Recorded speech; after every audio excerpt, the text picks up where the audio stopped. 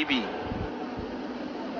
B.J. Habibie adalah presiden ketiga yang diakui, tapi beliau dilengsarkan karena kejujurannya. Beliau dilengsarkan karena beliau berjuang untuk bagaimana tidak ada korupsi. B.J. Habibie adalah orang soleh yang kita tahu dalam sejarah, orang hebat, diakui di dunia walaupun di Indonesia disepelekan.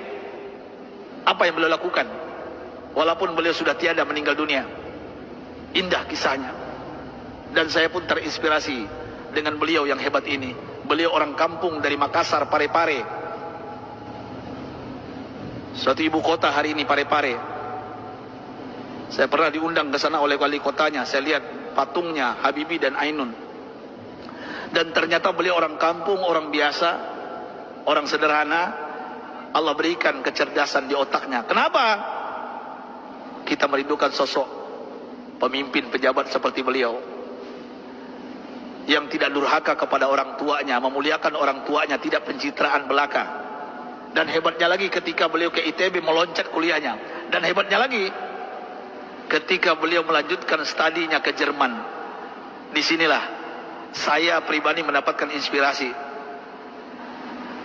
Pesawat terbang Bapak Ibu yang kita naik itu, di ketinggian tertentu, kalau nggak pas bikinnya bisa retak, Pak. Pesawat itu bisa retak. Siapa yang bisa menyelesaikan itu? B.J. Habibie, Pak. Di dunia yang bisa menyelesaikannya B.J. Habibie. Sampai beliau digelari oleh teman-temannya di Jerman apa? Mr. Crack, Mr. Retak. Bukan letak otaknya, Pak. Nah, pejabat kita yang banyak retak otaknya, Pak. Ini maksud saya apa? Pesawat yang retak itu beliau bisa menyelesaikannya. Ini kehebatan Habibie yang mungkin dilupakan oleh bangsa ini. Tapi ada yang lucu, aneh bin ajaib, ternyata beliau bukan orang tercerdas di dunia. Sampai beliau di Jerman, apa yang terjadi? Beliau tidak pernah ranking 1, ranking 2. Beliau ranking 3. Sampai beliau cemburu kepada 2 orang yang ranking 1, ranking 2. Dan ini orang Yahudi, Pak. Orang kafir, laki dan perempuan. Saking herannya beliau, padahal beliau apa yang beliau isi itu benar semuanya. Tapi saking penasarannya, bertanya kepada Yahudi 2 ini. Apa kata beliau? Aku mau tanya kepada kalian berdua, apa rahasianya sampai kalian hebat di dunia, ranking 1, ranking 2? Saya kenapa tetap ranking 3? Apa jawaban Yahudi 2 ini, laki dan perempuan ini? Oh, Rudi. Beliau dipanggil Rudi, bukan Habibie. Ya, Baharudin Yusuf Habibie. Rudi, this is our secret. Ini rahasia kami. Nggak mungkin kami kasih tahu.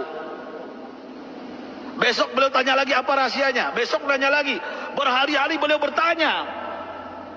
Akhirnya bosan Yahudi 2 ini.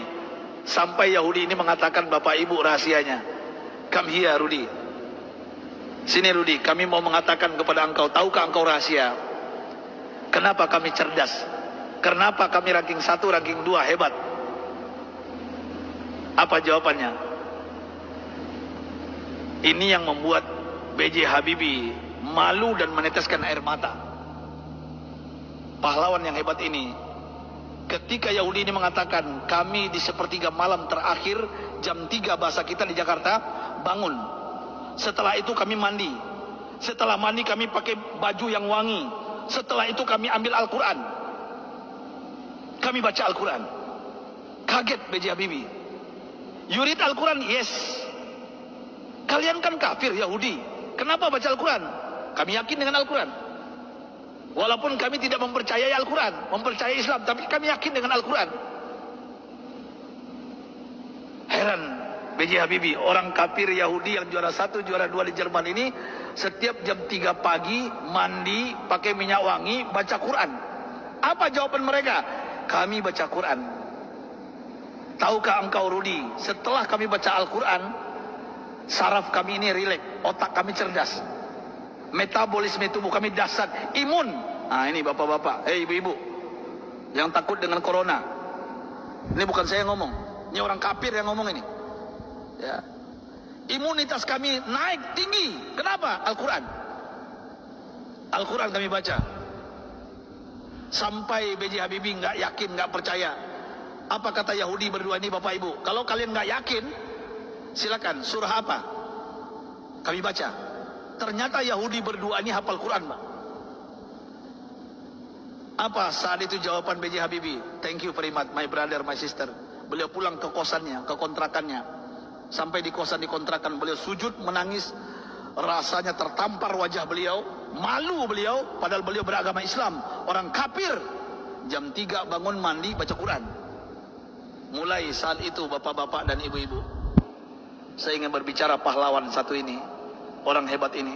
Mulai saat itu, mendengarkan rahasia dari Yahudi yang dua ini, apa yang beliau lakukan? Jam 3 pagi beliau bangun, beliau mandi, beliau pakai baju yang rapi, beliau pakai wangi-wangian, beliau sholat tahajud 8 rakaat, witir 3:11 setiap hari.